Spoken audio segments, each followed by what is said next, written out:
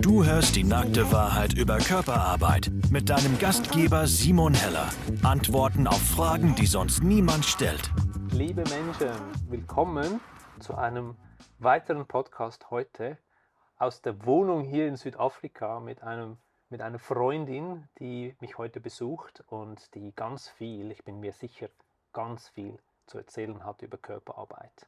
Und der Podcast heute wird wieder auf Englisch sein, so falls Englisch für dich nicht so Tagesordnung ist, versuch dich einzutunen mit deinem Körper, versuch hineinzuspüren und gib dir eine Chance, trotzdem zu verstehen und zu spüren, um was es heute geht. So now I will switch to English, that you, Suskia, also understand what I'm saying. And my guest today lives between the mountains and the ocean outside of Cape Town. In a studio she shares with her own home. Sometimes you also work outside of your home, I know that. She calls herself a wild woman and a mystic. Suskia Strafella works in a field most people are a little afraid to say out loud. Classical Tantra, somatic bodywork, and the deep old work of the womb. She trained in anatomy, physiology, nutrition, Reiki, all the measurable stuff, and then walked straight into the unseen. She describes herself as a bridge between the two. In her sessions, touch becomes kind of a meditation, a way of tracking where we have gone numb, where we have been holding on for a lifetime. I wanted her on this show because she doesn't flinch. She talks about arousal, about shame, about the body's darker rooms, and she does it without turning any of it into a slogan. Today I want to ask her the things most interviewers leave out, about boundaries, about being a mirror for another person, about what this work really costs. Suskia, all the way from South Africa. So nice to have you here. Oh, wow, thank you for that beautiful introduction. That was really beautiful. Yeah, already feeling emotional. Right? Yeah. Me too. Yeah. A lot coming up around just the whole, I guess, the way you see me. Yeah, and maybe not just me, maybe also other people. Thank you. And that's just a little introduction. Yeah. There's so much more we will talk about in hopefully the next, Yeah. I don't know how long we will talk about it. Yeah. Well, thank you for the invitation. Yeah, so I know you a little bit, but maybe people watching today and they don't know you. Who are you? Yeah, it's always a big question for me. Who am I? Because this work is really about stripping away identity. So the more I enter the work of Tantra and my sexuality and especially the work of the womb, each time I bleed, I enter this realm of, who am I? But I think for the person that wants to understand perhaps the work that I do, the path that I'm currently on, I can share from that place. I can share the things that give me joy and the things that I've chosen to experience right now in this lifetime. So first and foremost, I would say that I'm an absolute ocean lover. I love the way you described, I live between the mountains and the ocean. It's so true. I live in one of the most beautiful places in the world, and I get to surf and free dive on my home break every single week. Amazing. And that's really my life. You know, I'm a city girl. I'm from Johannesburg and grew up there my whole life. And then I felt for a very long time a desire to move to the Cape but things just kept pulling me back into Joburg, and eventually I really had to make the move, and I did. I packed up my car, crossed the country, and what brought me here was the ocean.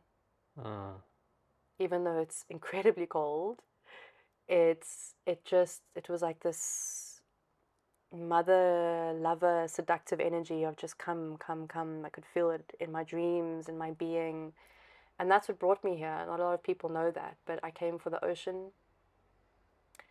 Had no friends here, had no working opportunities. It was very scary, very new. And so the ocean was the thing that really brought me into what I'm doing right now, which is walking the tantric path, walking the path of eroticism, walking the path of truth and freedom. And this is what I do. I studied with my teacher. The year I arrived, I met my teacher, Valentina. And I didn't know, there was no tantra on her website. I didn't even know what the word tantra meant. It was this, again, this attraction to her, to the way she spoke, the way she wrote. And I remember attending a 2-day non-residential retreat here in Cape Town. And after walking a path of studying yoga, meditation, anatomy, doing Vipassana, doing everything I could to work with my mind, the work of Tantra was the only thing that really penetrated and landed for me in a way of such love. And so this is what I do now. It was a path that I entered onto to work with my mind, not my sexuality. And it wasn't something I did to teach. It was for me, my own sanity. Many years later, the initiation started to happen, and life was also initiating me into the experience of becoming teacher and practitioner. And now I run this current of sharing this with people.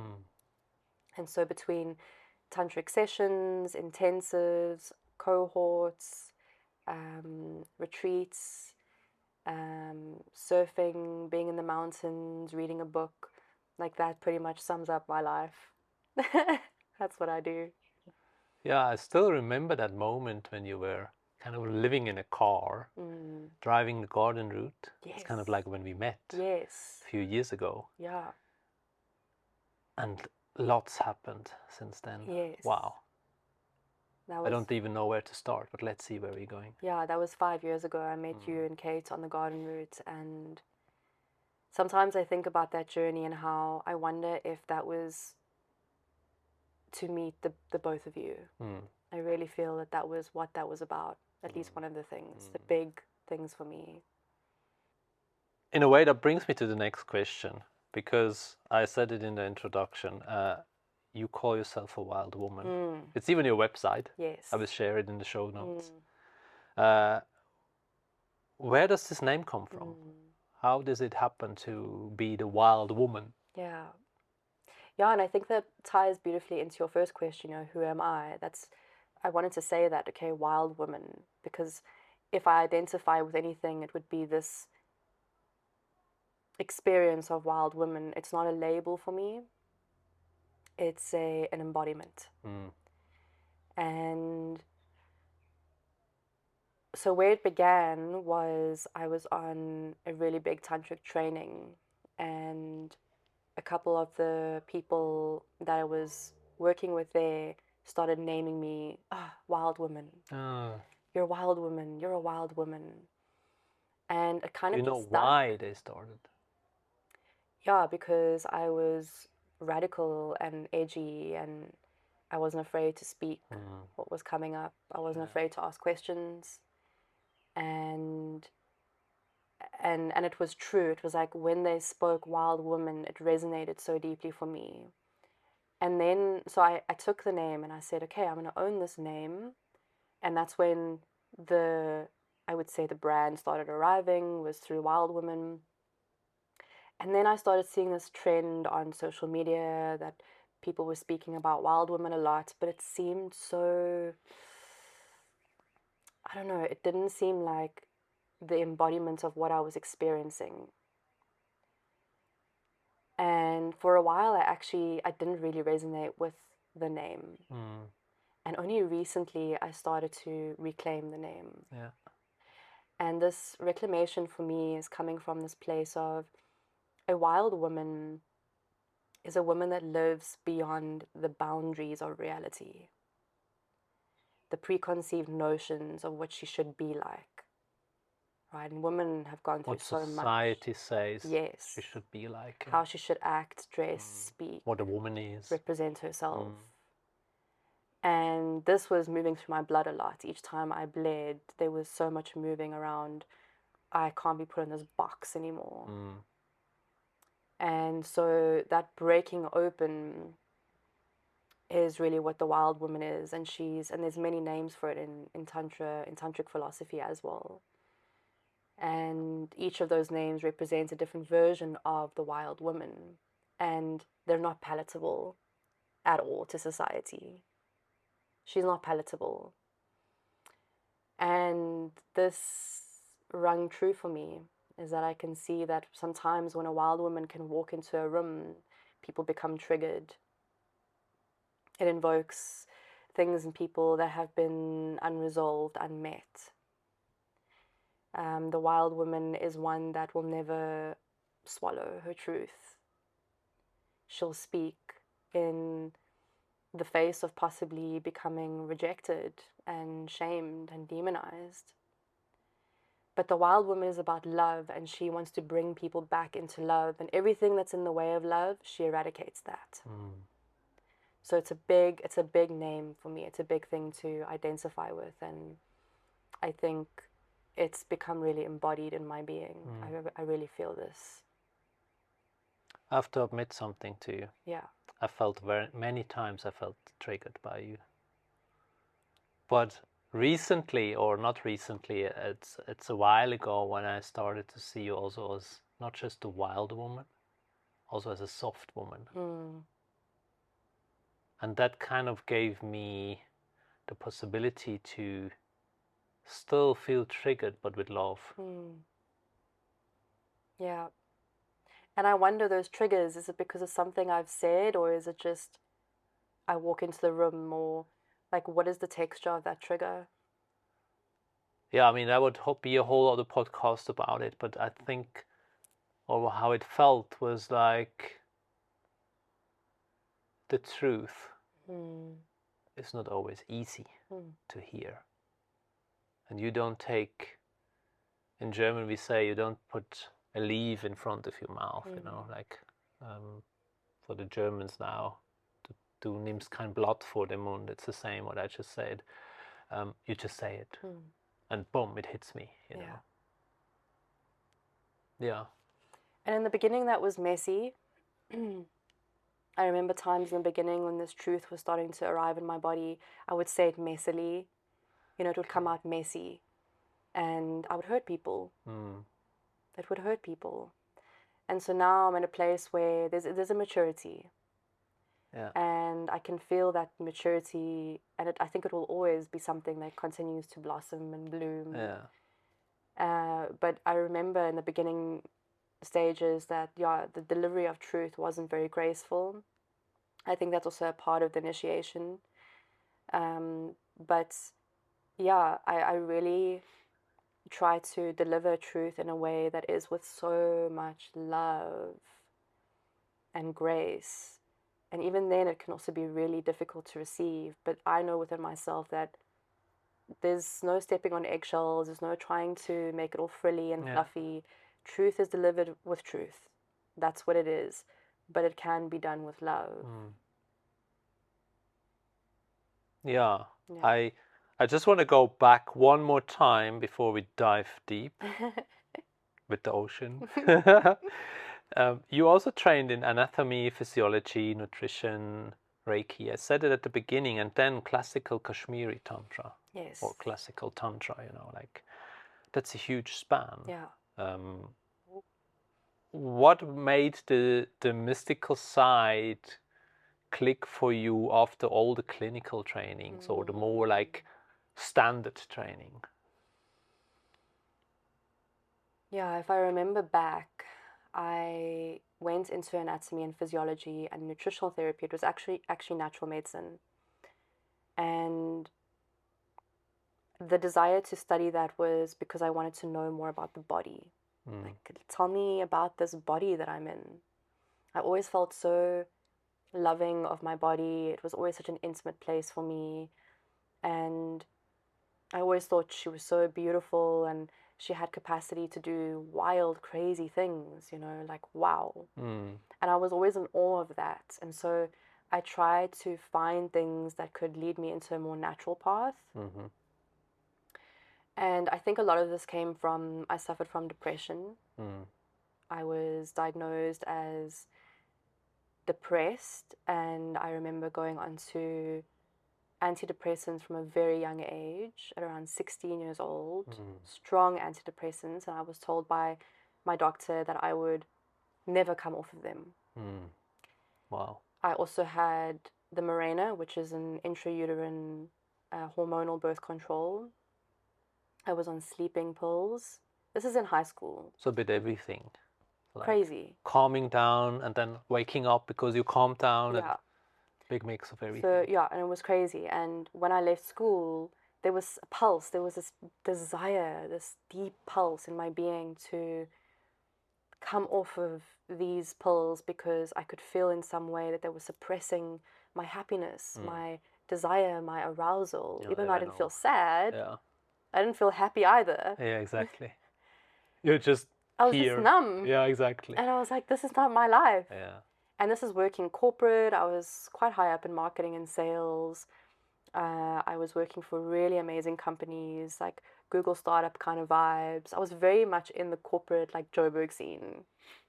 Yeah, and maybe just to give a bit of content to the people who don't know about South Africa, we say always like Joburg is all about people and business. Yeah. And Cape Town is all about mountains, nature, and being in the ocean. Yes. So just to give a bit of content, what Suskia just said. Yeah, Joburg's a very different lifestyle.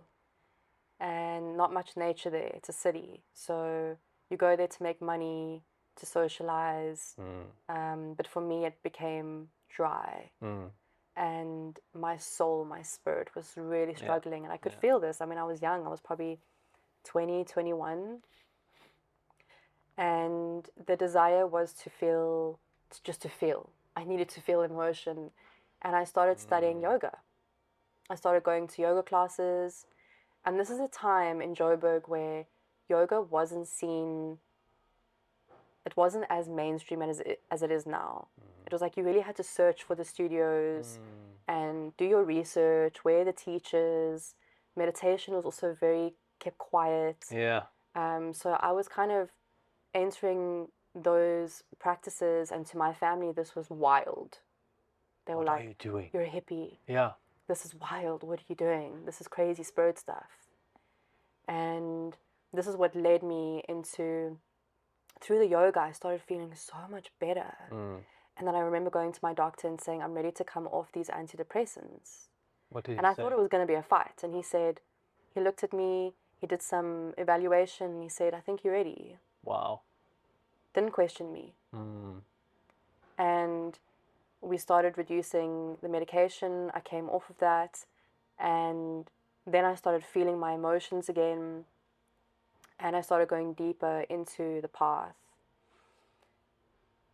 What got me onto the path really was I went to India in, I don't remember the year now, but I went to India for a yoga retreat on my own. I met this incredible man who was practicing Neo-Tantra. And we did a workshop together. And before that workshop, I remember going to just to have a 2-hour body massage. Little did I know that this man was a shaman. And he was incredible with working with energy, chakras, moving energy around. At that time, I had no idea about any of this, yet I could feel all of it. I remember being on the table. He was working through my body. I went through every wave of emotion possible: grief, rage, arousal, happiness, like all of this moving through my body as he was touching certain parts of me. So I had that And then I went to this Tantra workshop. These were all incredibly new things for me. And all of a sudden, I knew I had arrived at exactly the place where I wanted to be. Wow. While all that was happening, I was studying anatomy and I was studying natural medicine. And I really loved it. And I felt that this was a place for me to go more deeply into my body from a natural perspective, because I knew what medicines did to me. I knew they had a place, but it wasn't the all. I came from a corporate background, which felt very dry to me eventually. I didn't want to be there. I was making a lot of money, but still so unhappy. And then the school that I was studying through, it was an Irish school. They were shut down by the government because they weren't registered to be a natural medicine school. So that was a shock to me, and none of us really knew as students where else to go. And we got refunded everything. Wow. We had studied a year, so I had all of this knowledge around my physiology and anatomy. I was just about to go into the natural medicine, and they took it away from us. Wow. And that was quite devastating. And I had just come back from India, and I was like, I don't know what the fuck I'm going to do now. So I started researching Tantra, shamanism. There was nothing on the internet, nothing around any of these things at that time, especially in Joburg. The closest thing I found to energy work was Reiki. And I found this woman who was teaching students how to become Reiki masters. And she had studied in Japan, because that's where it's from. And I went into a particular stream called Jikiden Reiki, which is very powerful. And I studied with her for, about half a year. They're not very long courses, but a 6-month course at that time was really extreme. And I just remember what it did for my body. You know, we have to, as part of our training, do self-Reiki. And also at that time, Reiki was not something heard of. It was very witchy and crazy, and my family didn't understand it. And this was my entry into working with the energy body. Wow. And I know that stream of Jikiden is still running through me, and that's what happens when I touch a body. It's not just the Tantra alone, that there's other streams that I've studied, other lineages that I hold through my work. Yeah, that actually brings me to the next question, because so much of your work today happens through touch. And when you put your hands on someone for the first time in a session, what are you actually listening for?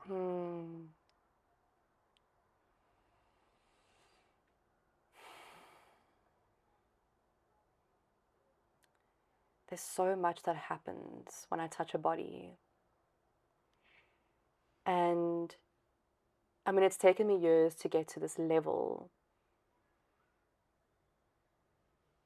where I can have a really intense day and I can come into session with someone and everything's gone. I'm just here with this person. The moment I touch the body,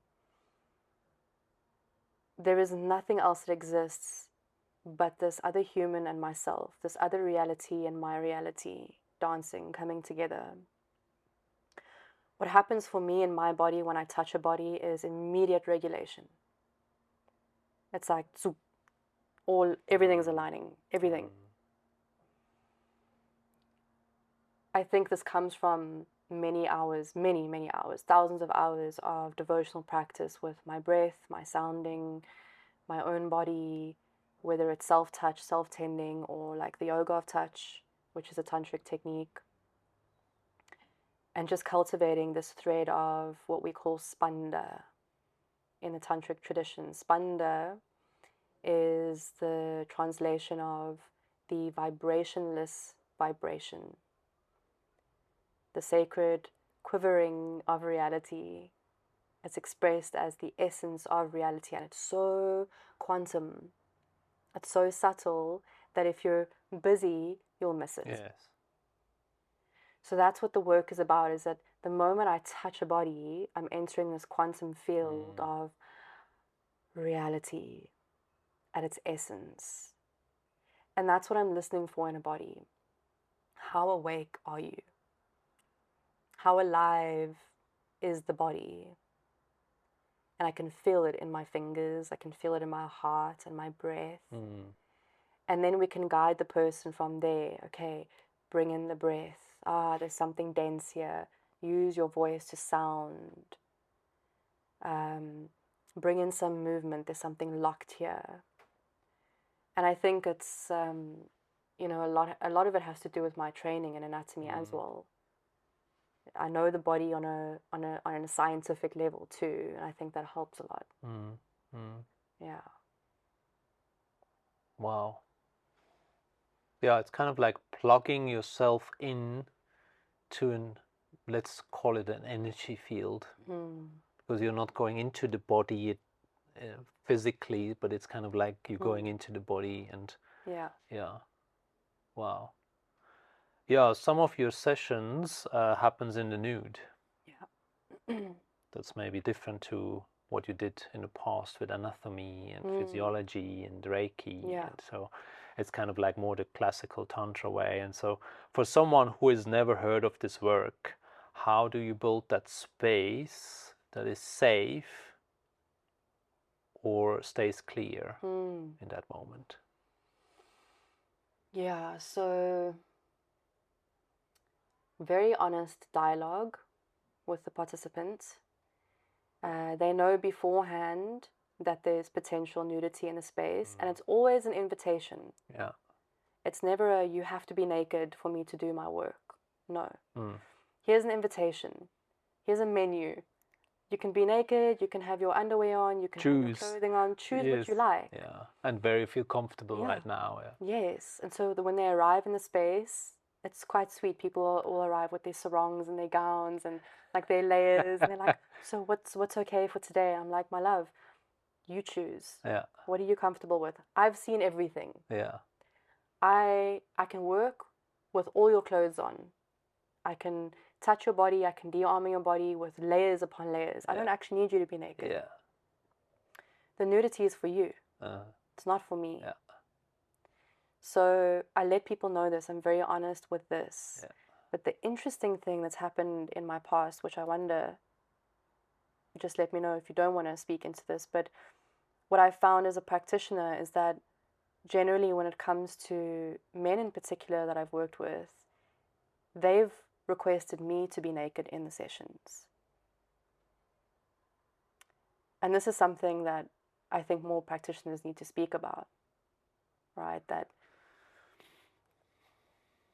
and that's been an interesting boundary for me to draw. It's like, why do you require my nudity for you to be comfortable in yours?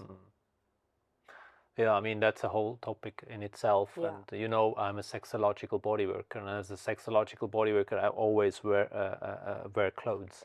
There's not one sexological body worker on that planet that works naked. Because it's not about me.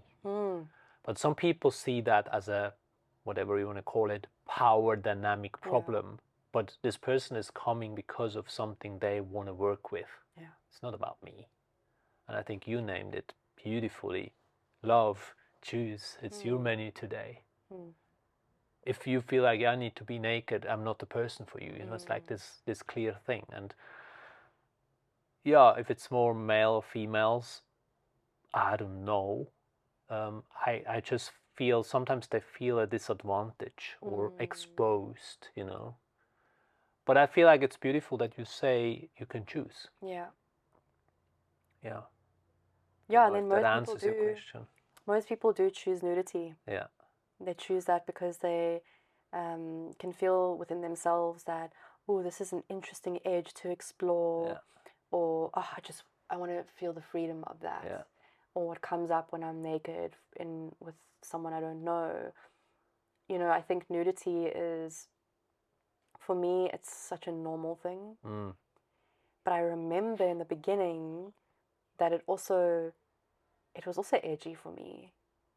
I didn't have big things around my nudity, but I remember on one of my first tantric trainings that we were doing the tantra yoga, and I'd previously done it clothed, And now all of a sudden people who had done this before with my teacher obviously knew that there was an invitation to be nude in it. And I remember people just taking off their clothes, and I was just sitting there, and I was like, are we going to be naked in the yoga? And I remember when I did release my clothing and we were all nude in this big hall with this beautiful fireplace, there was just a whole different texture to that experience, the freedom that came with it. And I'd never not wanted to be naked again. I'll be the first person to be nude with you in a space. In nature, on trainings, it's just a different level of experience that I've had with myself. And I think, yeah, it's safe to say that people experience a similar thing in the sessions when they choose their nudity. Yeah, I can completely agree with that, like when you take that layer off of clothing, the energy changes. Yeah. Because we all become raw. So raw. And nothing I also to hide. No, nothing to hide. Yeah, I mean, some people still try, Yeah. but you are very easily exposed, and it's very vulnerable. Yeah. It's such a vulnerable place to be, And on the other side, it's such a beautiful place to be. Yeah. What happens right now? I just see your eyes. Yeah, I was thinking about how there's a tantric dance called the Tandava. And in the Tandava, we express unfolding the body, and in the folds of the body, that's where we hide all our vulnerabilities. And it's so easy to hold that in clothes, baggy clothes, put that away. But when we're naked and the folds are there, the cellulite, the stretch marks, all the things we may feel insecure about, especially as women. Yeah. Man, those first few times of being naked can feel so incredibly edgy, because now we're exposing the vulnerable aspects of body. And we say, yeah, we can try and hide them, but also not really, especially when we're faced with a practitioner who's really looking. It's like, and I'm that mirror. All they can see is their insecurity, their vulnerability, their pain, all they've been hiding. And I was just thinking about how the Tandava is this really beautiful expression of open the folds, open into the folds, expose them to reality, lean into life, let life just caress the insecurities away and touch and kiss the vulnerabilities. Yeah, that gives me the image of, like, as a female or a male body, we both have this basket of things we are uncomfortable with, They're mostly not the same things, but we both have like this challenge as being naked with. Yeah. And being naked with other people kind of puts it in a perspective of like, oh, this person has the same problems, It's like suddenly it becomes more human. What I said before, it becomes more raw. Yeah. And you just mentioned a word before, what I want to dive in a bit more, because I read something interesting on your website. So you have written that clients might feel aroused and that you become their mirror. So how do you hold that moment, the arousal or the projection, without it tipping into something it shouldn't be in a session? What shouldn't it be? Because this is an interesting one, in Tantra, all's welcome. So I've had some very interesting sessions with people, especially in the beginning, where that arousal did tip over into my arousal, and then it becomes really messy. And those are the beginning days where, yeah, I've definitely fucked up during sessions, for sure. How else do we learn? Yeah.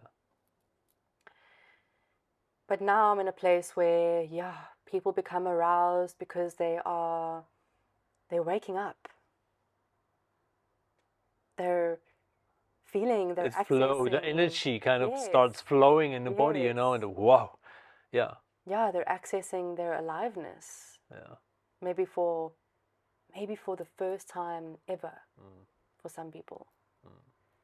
And when this happens, it's so beautiful, it's so overwhelming. It's like honey moving through the body. And for me now, the arousal is another movement of reality. It's another expression. To be honest, I think it's the most powerful expression, sexual energy, the most powerful primal force in the universe. And so I want it to move.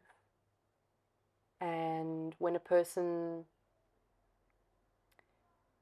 becomes aroused, I think because I have such strong boundaries in place to guardian my own energy, I don't anymore get leaking of their arousal or projecting of their arousal onto me. I did for quite a while get quite a bit of projection of when someone was feeling aroused, they would almost want something from me.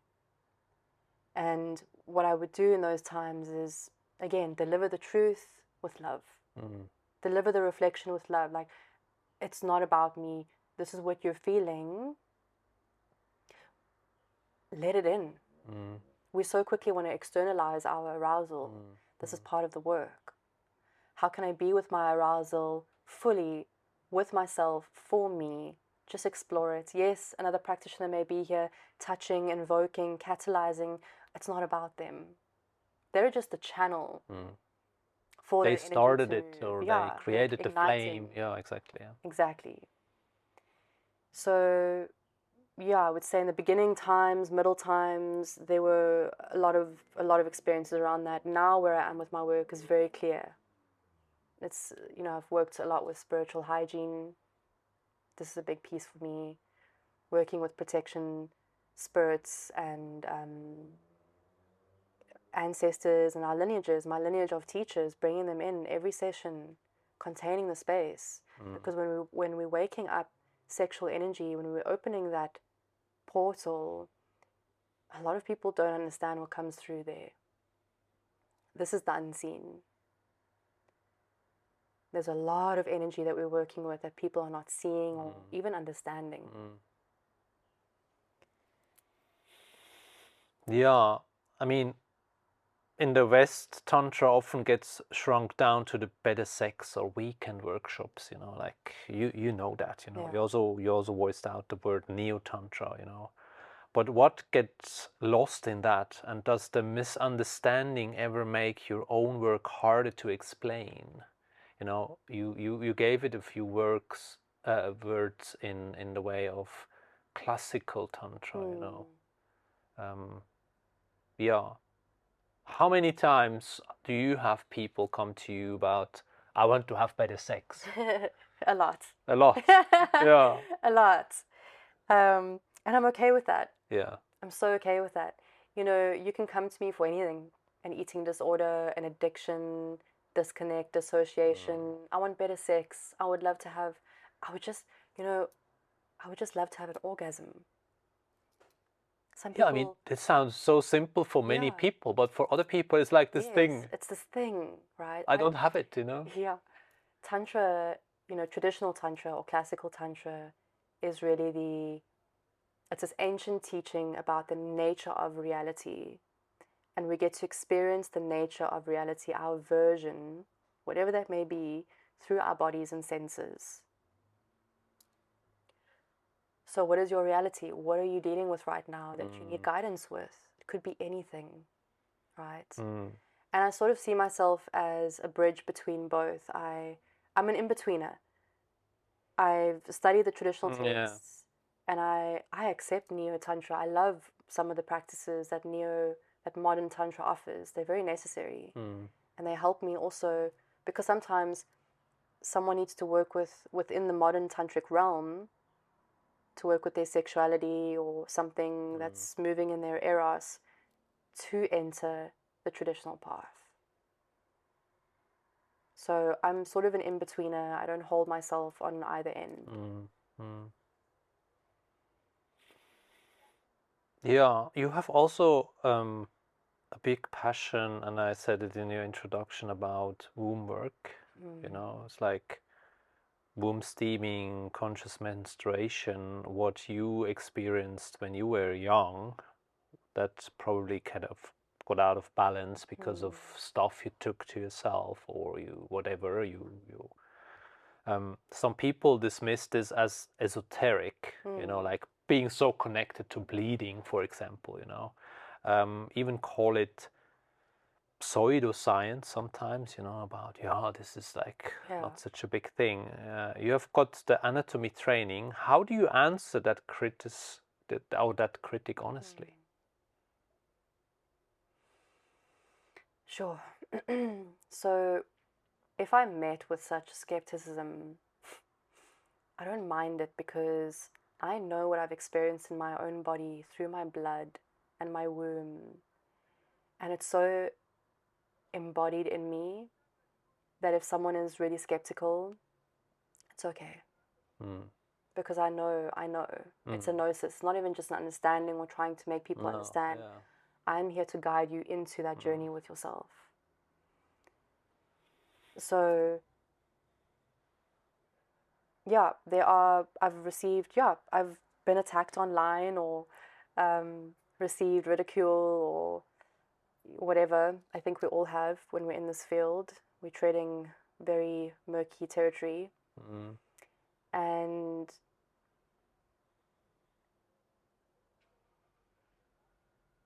And yet I keep coming back to my work, that when I know it, when it's embodied, it will bring the people that desire to enter a similar realm within themselves. Yeah, it's also a fascinating thing. I just went a little bit in my own journey, back in my own journey, you know, to would I have understood what you just said a few years ago? And if I'm honest to myself, I kind of got an idea about it, but not in that depth. What I have now, you know, it's kind of like when you have these haters, or people are kind of like questioning you. Let's say it's simple, questioning you. We could go with other words. Maybe they just have not experienced it. You know, they don't even know what you talk about. Or on the other side, they are even scared of it. This is what I was about to say. I think it's fear. Yeah. Especially when there's a lot of judgment and ridicule. It's definitely fear. I look at this and I'm like, okay, are you afraid to experience yourself so intimately? Because that's what the blood offers. Women don't bleed just because we're experiencing a loss of our egg, because we're sad that we're not pregnant. The body's not grieving a lack of pregnancy. That's not what it is. Every single month you have the opportunity to traverse realms, to travel down the line of your lineage of women and experience everything that's been locked there. The unspoken words, the prayers that have been sent down the line, the pain, the grief. We experience that each time I bleed. And when I had my Mirena removed and started bleeding naturally again, you know, that was the first time I really got to experience my natural bleed as a woman. I probably had, I don't know, I think it was a year of bleeding when I was 17 before I got put onto birth control. And when we're on hormonal birth control, we don't ovulate. And if we are bleeding, it's a withdrawal bleed. It's not a real bleed. It's like literally your body aching to bleed. And so my natural blood started arriving, but with that, because I was on the tantric path, I was doing the womb steaming, I was really regular and devoted to my practices, my body had opened so much that I could experience what was really happening through my blood. And this is why they call it the red thread. It's a thread through your blood, threading you to your mother, your grandmother, all the women before you, and everything that is in that line. And the reason why many bleeds are so painful is because there's so much in that lineage that has not been met. And we get to go and bleed and meet it. Bleeding is dark. We're entering the underworld. Right? It's the very much the underworld of being for a woman. Wow, you just took me in a complete different world, honestly. I mean, I'm exposed with that with my wife a little bit, you know. She celebrates that too, her bleed and all the different seasons, you know. And I have to admit or say out loud that even as a male body, I could feel my seasons too, without visuals, you know, of having releasing blood or whatever. But at some point it made sense to me. I also have a cycle. It's probably not the same. I haven't honestly figured out what my cycle is exactly, but there are some days I also feel like, no, I don't want to do anything, you know. And you kind of like forced through that every month once, like this the cycle of, in the past it was connected to the moon, you know. Yeah, and it's interesting that you're bringing this up now, because I'm sitting here bleeding, and I was contemplating last night that I was thinking about how much the relationship between my mother and I has changed, like in a way that I would never have imagined 10 years ago. The softening, the intimacy, the way we can speak to each other now, that is of such depth. She's so available to me, and I truly believe that it's through working with the blood down the ancestral line, going into some really dark, shadowy, painful things, that then start to shift things down the line. It's not just with me, my sister, my gran, my mom. It shifts everything, and maybe these women don't really know what's happening. Maybe they can feel it, maybe they're not conscious of it, I don't know. But what I can say is that there have been incredible shifts happening within my line because of womb work, and this is why I hold it so strongly. And to all the women out there that are not bleeding anymore, that maybe have had their wombs removed,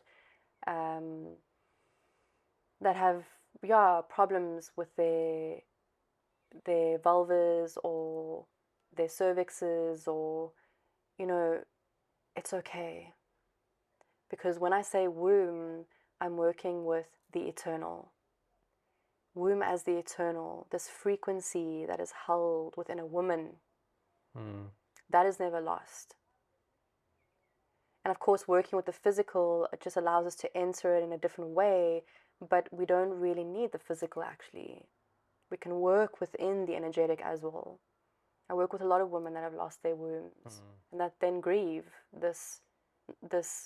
these lack of tools. Yeah, some even, I feel like they don't feel complete anymore. They don't feel like a woman anymore. This is a big one, Yeah, this is a huge topic, but we could probably fill a full other podcast.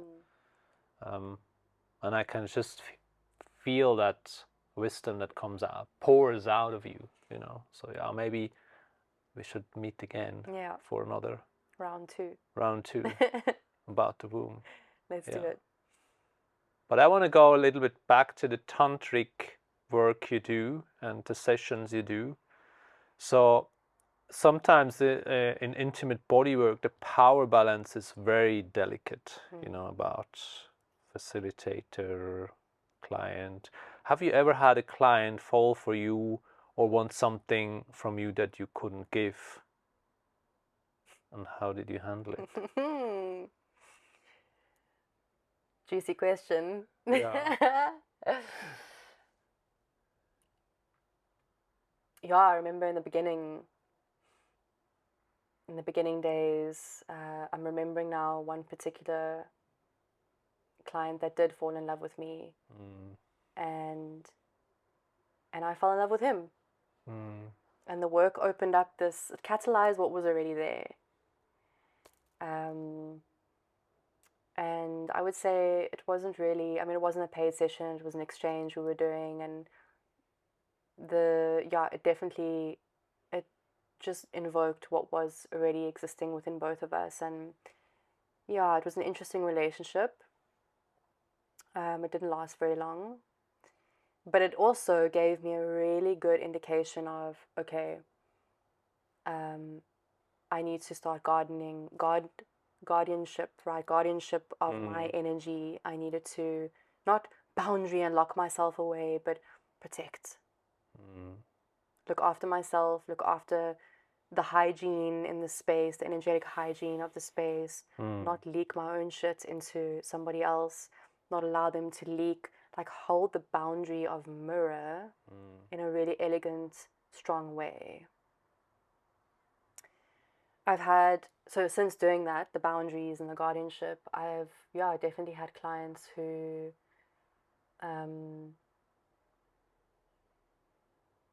have tried to overstep that boundary, and I've caught it. I guess in the beginning I didn't catch it on so strong. They're very good in that. They're so good, eh? Just getting in there that, and then this was part of my training as well, because I would let certain things happen and then go home and I'd be so angry with myself. You judge yourself by it. I would be angry with myself for allowing that hand to go there, or allowing this thing to be said without a reflection from me, or the eyes to look at me in a certain way, or the hungry hands to find their way to my body. And I was angry, and I needed to go through this to become strong as a teacher. I don't really think there's a lot of teachers out there that will go into the path and just immediately know exactly what the fuck they're doing. I think it's a lot of self-learning. And this for me was a big piece. And then I started feeling into myself, okay, I'm angry with myself for allowing this to happen. What needs to be done in the sessions for me to feel not taken from by this work that I so lovingly want to share, but I feel taken from? Like, what's going on here? And I noticed there was still boundaries within myself that were left unexpressed, and that was incomplete. And that's why there was this like messiness in sessions. And once I saw that and started voicing to people, hey, this is not okay, you can put your hand down there, you don't need to touch my body, and started really voicing that with truth, I became stronger and stronger, and now it's just like a non-negotiable. Unless we're working with something really radical and deep and we both consent to it. I'm speaking into the body work now, Yeah. Wow. Thank you for answering that question so bravely. Yeah, I mean, you work with blood, tissue, the nervous system, you even used that word, the dark womb. What does this work cost you energetically and emotionally? Sure. Deep breath. Yeah.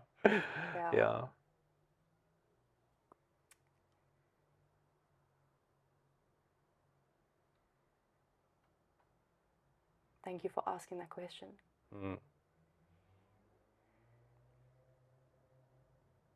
Because it's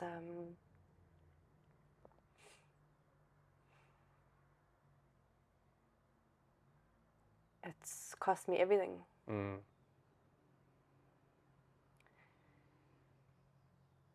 I feel it deeply sometimes, where it's really overwhelming, where I feel so alone and so consumed by the things moving in the world and within our hearts, our bodies, our minds. I see it all. And I get met with a lot of judgment. When I'm moving through the world as open as I am, and someone rips off my poster from a board because they're perhaps conservative and want to censor, or my content gets removed from social media because you're not allowed to say these words, but I'm not sexually violating, I'm trying to heal and nourish.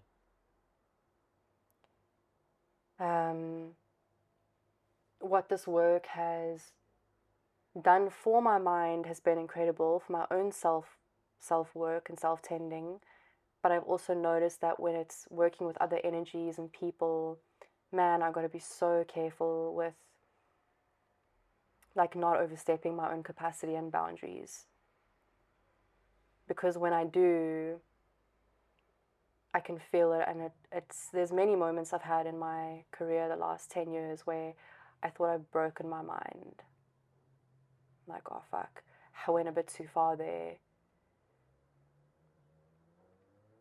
And it's been, a big piece for me to really train my mind. This is a big part of the tantric work. We can't be tantric teachers if we haven't trained our mind. Big mind training. We have to train our minds because sexual energy is so explosive and big, and it can catalyze everything that's unresolved there to manifest through the body, through the world. And because of that mirror that I place in the world, I get that from people a lot. Conservative people, religious people, the judgment, the censorship. And yeah, it's something I haven't fully moved through yet, to be censored. This is a big piece moving for me right now. It's taken a lot from me. I'm not really sure why yet, because I think about our teachers and what they had to endure to bring all of this from the very underground into the more mainstream. They were the pioneers for that. I'm not. You're also one. I am in some way, but not You're on the carrying level the that work they were. further, True, I guess, yeah. So yeah, I feel it. I feel the censorship very deeply at the moment. And I get confused because I see a lot of things online that I would experience as violating or explicit, and it confuses me. I'm faced with this question at the moment of, I know censorship is there to protect, but when does it become so constricting that it actually causes harm? Gatekeeping is also a big one for me, like removing information so that no one else sees it. And so these are the things I'm working with at the moment, and they affect my mind. Yeah. And through that, your body too, and your heart too. For sure. And, because the mind is super strong, Yeah. Yeah.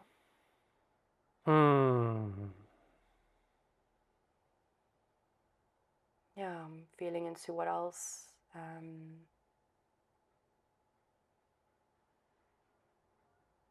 Can you read the question again? I loved it so much. Yeah, my question was, you work with all these different, whatever modalities, textures, and the actual question was, what does this work cost you? What's the cost of that work, Being so brave, even as a woman, not want to putting that down, but there's I feel like there's a certain quality to go out as a woman, being so strong, the wild woman, we talked about it, to offer this work that is, in my opinion, and that I'm sure many people agree with that, so needed on that planet, and then putting other people put a lid on, or censor it, or remove it, or ripping it apart, because of they don't know how to deal with that, So what's the cost on you, about this whole thing? Yeah. And you talked a little bit about energetically, but also emotionally. Yeah, I think as you're asking it again, I'm like, all these memories are coming and these visions, and yeah, it's exactly that. Still the piece around censorship, but I'm also remembering the earlier days of like my family not understanding, and friends that knew me before who I am now, like they didn't understand. And I think I was trying to understand what this all is and what this all means, and so there was a lot of confusion. And as I've grown and matured through the path, I've lost a lot of people. Yeah, I think that's the toll that it takes. I think it is, right? It's like there's such a shift in the being, in the mind, and systems collapse, relationships collapse. I mean, relationships within my own family collapsed. Just also this fear of not being understood, which is my wound, it's my piece. I do own this. You know, to be on this path, you have to look at yourself raw, stripped down. You have to look at yourself. I've had to really look at all the dark corners, all the places within my mind, my heart, my body that were not of truth. And so that cost is pretty intense, because while I'm learning and studying and practicing and integrating, I'm also teaching and sharing, and I had to learn how not to let that leak into my life as a teacher, rather, to almost separate my own studies and my own learning from, okay, this is what I'm teaching. I can only teach what is fully integrated and embodied. And the tantric path is very different in the sense that we're not just going to university for 5 years and get the thing and now we're qualified to go teach. It's like your whole life, you're walking the path and learning about yourself, and that's how you hold the mirror. So when someone, for example, just takes my content down, it hurts because I've put everything into it. It is a personal journey, it's a personal story. And also it's not, you know, it's a bit of a paradox. Yeah. Does that answer your question? Yeah, definitely. It's so great to have you here and to share that and to get to know you even a little bit better, deeper, more raw. And I'm already coming to the last question. Yeah. So the last question for me is, or for you is, after all these years of holding this space for others, what does coming home to your own body feel like for you now on an ordinary day? That's a beautiful way to end.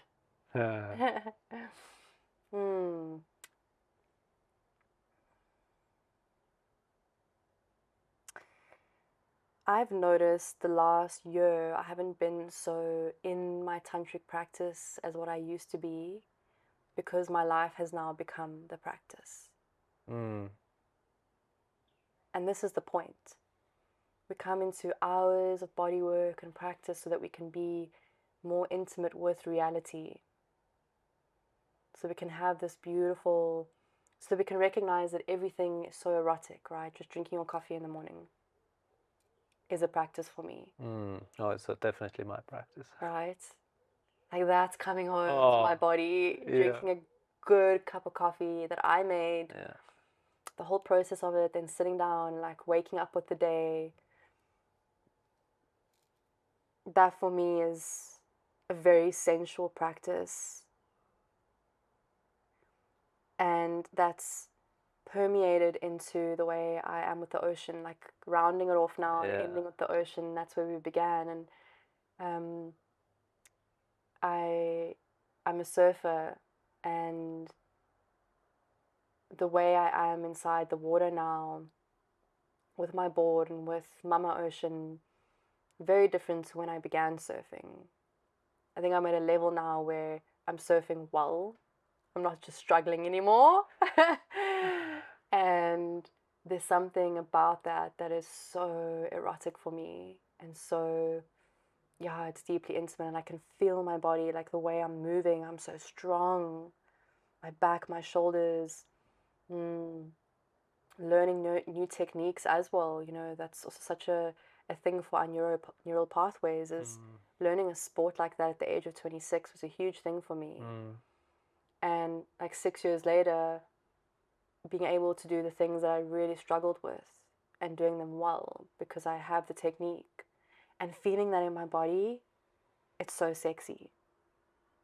Dancing, I do belly dancing, which is also pelvis, womb, hips, you know. Yeah. That's also a big practice for me. So my surfing, belly dancing, being in nature, that is how I come back to myself.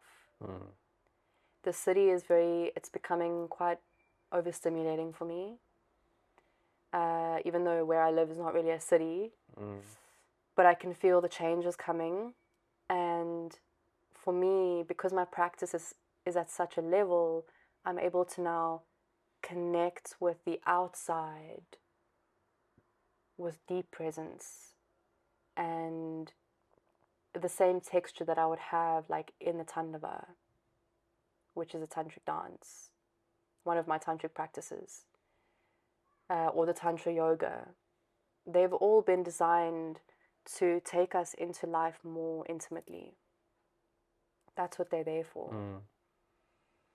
So now I feel like I'm in this era where I'm more outside. I want to be around my family, my friends, my community.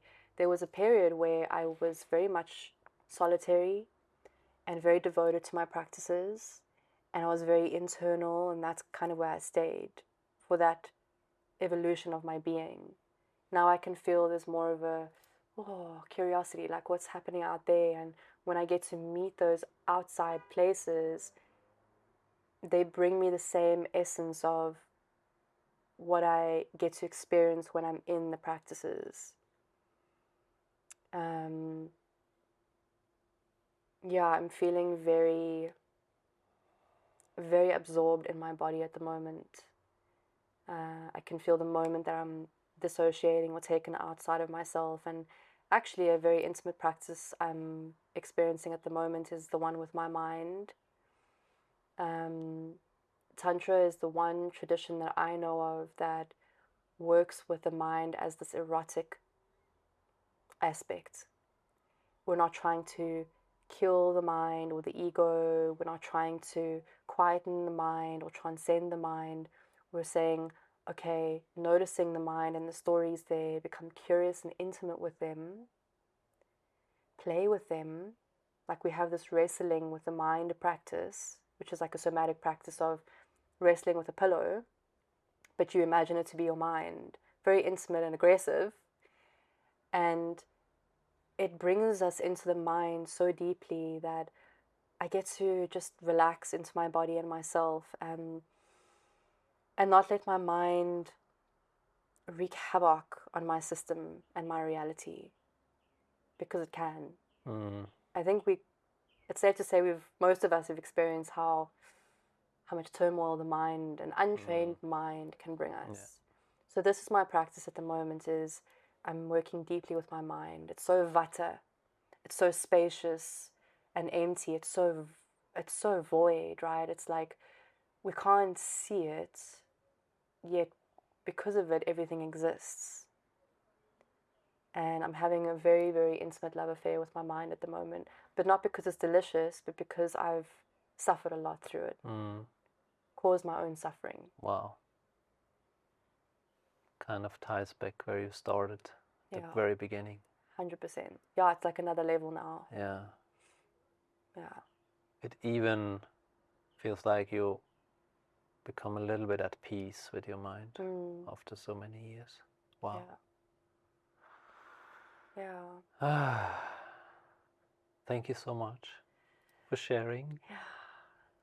So great to have you here. Thank you for having me. And I just want to commend you on such beautiful questions. You know, they deeply touched me. And through them I can see how you see me and the curiosity there. And I just feel really close to you right now through these questions. They're not like the usual, hey, what's Tantra? Yeah, exactly, So, like, let's go in, let's really dig in there, and I really appreciate that. It's really juicy.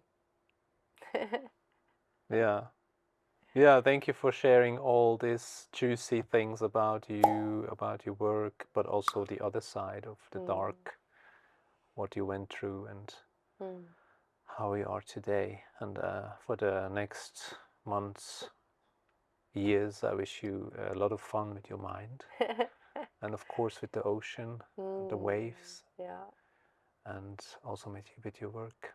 Thank you. And thank you so much for being here. Thank you, my friend. Ja, und also für you, falls du immer noch hier bist, ich hoffe, du konntest heute auch etwas mitnehmen aus diesem Podcast und lernen. Ich werde all die Informationen über Suskia unten in die Shownotes reinnehmen. Falls du mit ihr in Kontakt gehen möchtest, fühl dich frei und bis zum nächsten Mal. Tschüss. Thank you so much.